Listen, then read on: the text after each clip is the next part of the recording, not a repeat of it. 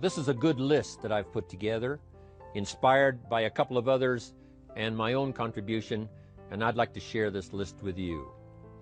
First, learning the power of purpose. A person who has purpose in their life, they have something to go for, some meaning. One writer described it, for some people it becomes a magnificent obsession. And for you and I, maybe it doesn't need to be that dramatic as a magnificent obsession. But it has to be something that does something to us, something that pulls us, especially into the future. You know, there are many influences on us. One is the influence of the past. Some people are always pulled back by the past. Some people are always pulled aside by the distractions. But here's what's powerful. If you have a list of high purpose in your life, it pulls you toward the future. And the more powerful the purpose is, the stronger it pulls. And here's the other great advantage if you have purpose for the future. It pulls you through all kinds of challenges and all kinds of difficulties. If you don't have these strong purposes for the future, it's easy to get swallowed by a bad day. It's easy to be almost annihilated by a poor month. And it's easy sometimes to almost disappear beneath the waves of a year that goes backwards if you don't have something to pull you beyond that year. So if you want something to pull you through all kinds of challenges, all kinds of difficulties, and things that come at you, you got to have something on out there, beyond today, beyond next week, beyond next month, beyond this year, that pulls you into the future. And the clearer it is, the stronger it pulls. The more dynamic it is, the more it affects your life, your spirit, your heart, your soul. It also creates imagination. It gets your mind working on how to achieve that purpose. And if your mind will work, and if your heart works, and if your spirit works, and if you have good input, like good ideas, I'm telling you, there isn't anything you can't accomplish. So that's one of the great powers that'll make a variable of you, and that is purpose. Here's the next one, self-confidence. Where does self-confidence come from? And this is the best advice I can give you on that. Not neglecting, first of all, the small daily disciplines. Self-confidence really comes from feeling good about yourself. And one of the best ways to feel good about yourself is at the end of the day to know that you poured it on. You did your best. If you conducted a meeting, you did the best you could. If you made a phone call, it was the best phone call you could possibly make. If you wrote a letter, it wasn't a casual letter, it was your best letter. At the end of those kind of days, when you feel good about yourself, self-confidence starts to rise. You know that if you can have this kind of a good day, you can have another one the next day, and those days become the weeks become the months, and the month becomes a powerful year. Self-confidence comes from the lack of neglect. If you will not neglect to do the small daily disciplines, that's where self-confidence comes from. Part of good health is self-confidence. I know I'm going to be healthy. I take the Herbalife products. I eat the apple a day. I walk around the block. I do the jogging on the beach. At the end of the day, when you've really poured it on and you've done all the stuff, self-confidence grows. That self-confidence affects your health. It affects your future. It affects your psyche. So this is true. One of the great powers is self-confidence. Self-confidence means willingness to do whatever it takes to achieve. Some people say, well, I'll do it for a little while and see what happens. You know, I'll try a couple of things. If that doesn't work, I'm out of here. And all of us know that kind of person doesn't have much of a future. But if you're willing to do whatever it takes, if I have to learn a couple of things, I will learn those things. If I got to learn 5 or 6 things, I'll learn all 6. If I have to take an extra class, I'll take an extra class. If I've got to read the books, I'll read the books. If I have to consult with people who know more than I know, I will do the necessary consulting. Whatever it takes, I will do. That starts to develop unbelievable self-confidence. Self-confidence also comes from the ability to rise above your circumstances, to rise above what happens, the petty little things, the discouraging things that would sink everyone else's ship except yours, that would cause someone else to quit early in the day, but you keep going. That kind of willingness to overcome all circumstances, whether it's the little challenges or the big challenges. If you're willing to do that, I promise you, this kind of power will work for you, and in you, the variable, it'll make a difference. The third on the list I had was enthusiasm. And here's what I wrote about enthusiasm. Enthusiasm that's powerful is mostly enthusiasm that is enthusiasm inside, 90%, 10% outside. We all know what the enthusiasm is like when somebody lets us see their enthusiasm, which is like the 90%, and only 10% of it is inside. But the enthusiasm that really affects people is not just being loud, but the enthusiasm that runs deep, the enthusiasm that comes from deep inside, created by self-confidence, created by purpose, created by genuine willingness to help other people. That kind of enthusiasm, knowing that you're going to get the job done, knowing you're going to affect people, knowing you're going to have testimonials flowing in from all kinds of directions. That kind of enthusiasm. A lot of it is quiet. A lot of it is unheard. And the 10% that's heard, it rings a bell. People call it genuine enthusiasm because they know that what you say in the outward display of your enthusiasm is only a small tip of the iceberg of the enthusiasm you feel inside that really motivates you to do the best job you can. Next on my list to help you become the powerful variable is expertise. Wanting to excel in all of the skills and settling for nothing less than an outstanding performance. If you're willing to be the best in your field, if you're willing to demand of yourself excellence in skills, to be the best that you can possibly be. In the training, do the best you possibly can. In doing a workshop, do the best you possibly can. Developing the skills of using your personality, developing the skills of language, developing the skills of influence, developing the skills of organizing. If you're willing to be an expert in all of the skills, Herbalife has the way for you to invest those skills and not only make a handsome living, not only make a lot of money, but if you would so desire and if it would be your purpose, a chance to make your fortune. Expertise, excellence in skills. Here was the next one on my list, making a powerful contribution to you, the variable, and that is preparation. Well prepared. And preparation, of course, involves a whole lot of things. A big share of our life is preparing, getting ready. When we go to the first grade in school, we're just preparing for the second grade. After we've finished 2 grades, the 2 grades prepare us for number 3.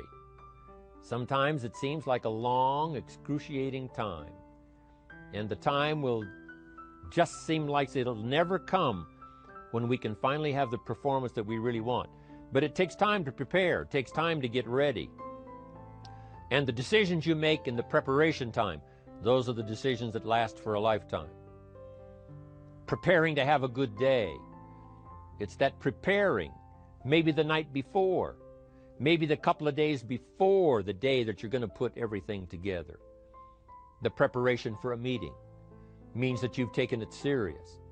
The preparation for doing a workshop means you're serious about the workshop. You want to make the best contribution. That kind of preparation is important. But here's preparation that's very vital, and that is to prepare yourself for success. Life seemingly does not wish to waste success on the unprepared. Life says, why waste a fortune on this person? They're not prepared to do the right things with it. They're not prepared to use it wisely. If a fortune was bestowed upon this unprepared person, it would probably be wasted. The people that could have been touched won't be touched. What could have been done won't be done because this fortune will have been wasted on the unprepared person. So not only look for fortune, not only look for the promise, but prepare yourself and ask of yourself, what can I do to make myself ready? Because remember, life was designed not to give us what we want, not to give us what we need, but life was designed to give us what we deserve. Every value in life must be paid for, and those that pay are the ones that get it. It says those that give receive. Someone says, I wish to receive, I wish to receive. You don't have to concentrate on receiving. Just become a good giver. It says those that search will find. Someone says, well, I need to find some good ideas to help change my life for the future. Then to find good ideas, that doesn't come because you need them. It comes because you search for them. If you want good ideas, you got to go after them. You got to go to the class, you got to go to the workshop, you got to go to the training, go to the book, right? You got to go to the journal, right? Go where good ideas are being taught, go searching, go looking, because good ideas are not going to be wasted on those that are not seeking, searching, well prepared. So, prepare yourself to be ready for fortune when it comes, to be ready for challenge when it comes, to be ready for opportunity when it comes. Opportunity comes along and passes by the person that is not well prepared. I want to prepare myself this year for next year. Yes, I wish to be effective this year, but I'm also thinking of ways, how could I be better? How could my ideas be more powerful? How could they be sharper, more clear? How could I reach some people next year that I perhaps can't reach this year? I haven't reached deep enough into my own soul to affect some people. Some people just pass by and say, hey, what a good speech. But how could I make it stronger than that, deeper than that, more powerful than that? I cannot be as powerful as I could be next year. You know, you can't go to the 10th grade in the 5th grade. You just got to go through the grades. But the more you are prepared, when the 10th grade finally comes, now you can cash in and get 2 times, 3 times, 5 times more value from it by being prepared. I want to do my best this year for Herbalife, but I also want to get ready for next year, 1999. And then when the year 2000 comes, at the turn of the century, I want to be well equipped by language, by instinct, by temperament, by personality, by influence, to really be valuable the year 2000, 2001, 2, 3, 4, 5. That's my goal. I'm sure it's your goal. Now here's the next one. There's great power in self-reliance. Self-reliance means you simply look mostly to yourself. It would be nice if someone just gave you this, gave you this, gave you this. It would be nice if everyone did their job exactly as they're supposed to do it. But here's what you've got to do. Primarily rely on yourself. Primarily say, I'm the person responsible. And I will learn the necessary skills so that I can help people learn their skills. If I need lots of people to do certain things to build my organization, that is what I must have. But I've got to be the final backstop. I've got to be the final one that people can rely on. So that if this is missed and this is missed, I can catch up. I can fill the gap. I can do the job. We have to do it when we conduct meetings. We have to do it when we conduct training. We have to do it when we're in a class of just a few. What someone might have missed, we're there to fill in. Self-reliance. Primarily, we're learning to count on yourself. So that you can do this, never complain and never explain. Here's the next key power, and that's image. There's many parts to image. The image that others see you as, the image you have with other people. And that's very important how other people see you. If they don't see you as a leader, chances are they won't pay attention. If they don't see you as being in control, chances are they won't have the trust. If they don't see you as knowing where you're going, what you want to accomplish, they probably won't follow. But if people can see you, if you have the image of someone that's in charge, in control of your life, your future, your destiny, in control of the situation, if they see that, that kind of image is powerful. It helps to win the day. It attracts other people. People want to be around people that are in control, that are powerful, but they know how to use their power, influential, but they know how to use their influence. That kind of image is important. But here's a very important image, and that is your image of yourself. The way you dress, the way you talk, the way you think, your capacity for learning, all of that is an important image that you have of yourself. The image that you have that if it needs to be learned, you could learn it. If there's a book that needs to be mastered, you could master it. If there's a skill that needs to be learned, why couldn't you get busy now and learn that skill? That kind of self-image, that I am continually trying my best to be the best I can.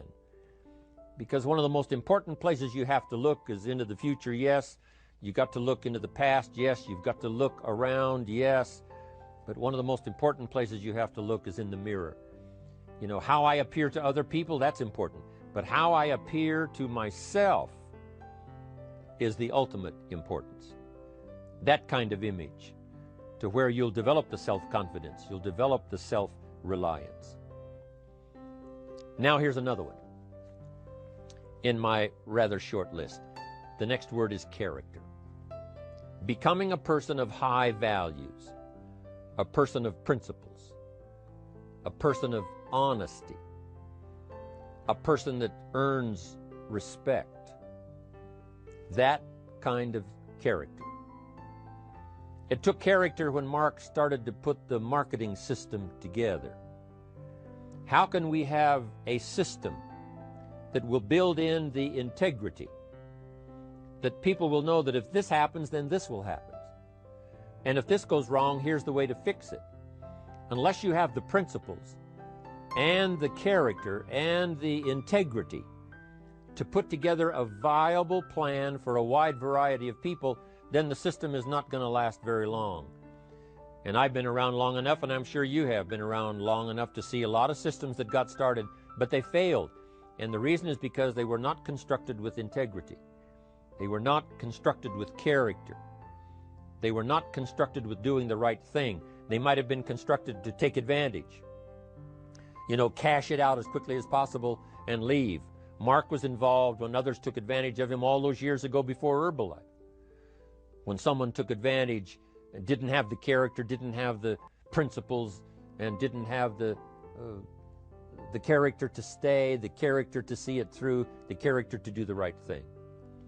So this is important, to develop the character within yourself, that people see you as honest, as fair, willing to do the right thing, willing to be helpful, but always willing to walk the center line, not to pass the line. When we come to an opportunity like Herbalife, especially multi-level network marketing, it is so dynamic, it is so powerful, and it is so possible in fortune making that sometimes people want to speed up the process by cutting the corners, by neglecting to do the right things, you know, to cheat a little here, you know, cross the line just a little bit, because then, you know, it'll grow faster and you can cash in quicker. Not necessary here. Doing Herbalife right will build your fortune longer and stronger than trying to cut the corners and not doing it right. If we'll have the integrity that Mark had when he started it, and keep perpetuating that we will do the right thing by the marketing system, the right thing by a distributor who has a customer and they take care of that customer belongs to that distributor. That kind of integrity in the marketing system, the kind of integrity we have among each other, the kind of character we have to rely on each other, because here's what we cannot do. We cannot do this by ourselves. Mark's got to count on me. I've got to count on Mark. We've got to count on the president's team. The president's team has to count on the chairman's club for advice and counsel. We have to count on the millionaire team, the tabulator team, the world team. We've got to count on the distributor.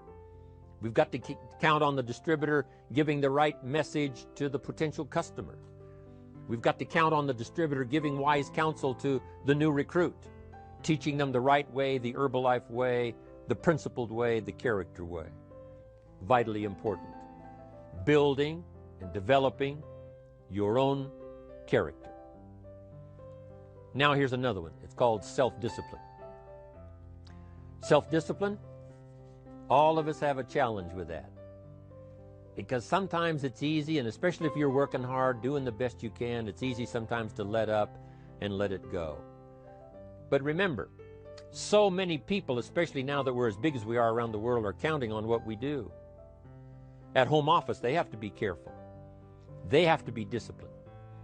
It's easy for the person who ships the product from Herbalife says, oh, well, I'll wait until tomorrow to ship it. And then they go home and sleep like a baby. But the distributor who's waiting for that product doesn't sleep that night, or doesn't sleep when the product doesn't show on time. But if everybody will have the discipline to say, I will do the best job I can. I will make mistakes, of course, because we're all human, but I'll try to remedy those mistakes and do the best job I can. That kind of self-discipline that understands how important your part is in all of the functions that work. Coming to work on the set here, HBN, there's so many people that play a part. And each one of the parts that are played is necessary to put on the broadcast, make it viable, make it real, make it powerful. Any couple of them missing, and it would be a disaster. But all of it put together, and it works like a charm. Each person developing the self-discipline to do their part, do their job. Here's one more, and that is the power of extraordinary performance and demanding of yourself excellent results. This is so important. If you want to live extraordinary, you must do extraordinary. If you want an extraordinary income, you must do extraordinary things. If you want an extraordinary fortune, you must go with the demands of what it takes to have that fortune. Mark has made such a fortune, it's almost beyond comprehension what the numbers really are. But guess what he has the satisfaction of knowing? He earned it all. If he'd have been lax in the performance, Herbalife would not be here these 18 years later. Herbalife would have been a footnote in multi-level history. But because he performed year after year, the third year and the fifth year, and the seventh year and the 10th year, and the 12th year and the 15th year, and now performing well in the 18th year, I'm telling you, that's what makes it such a viable fortune for Mark personally, of course, because he did the job. If we would ask of ourselves that kind of performance, and you've got to ask it of yourself. You know, I can't ask it of you. I would try to inspire you.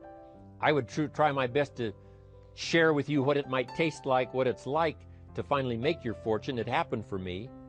But here's what you must do. You must demand it of yourself. Society does not demand that you not have a heart attack. But if you want to escape having a heart attack, you must demand it of yourself. Society doesn't demand that you take Herbalife and improve your health. You have to demand it of yourself. Society doesn't demand that you jog around the block every morning. But if you want good health, you must demand it of yourself. Society doesn't demand that you read a couple of books a week and improve your intelligence and your knowledge. That you must demand of yourself. Society does not demand that you build a financial wall around your family nothing can get through. That's not a demand of society. But you must demand it, if you wish it, you must demand it of yourself. Society doesn't demand that you learn a list of 10 skills in order to ensure your own future and the future of your family. Society doesn't demand it, doesn't require it. It is not a law. But if you want the benefit, you must demand it of yourself.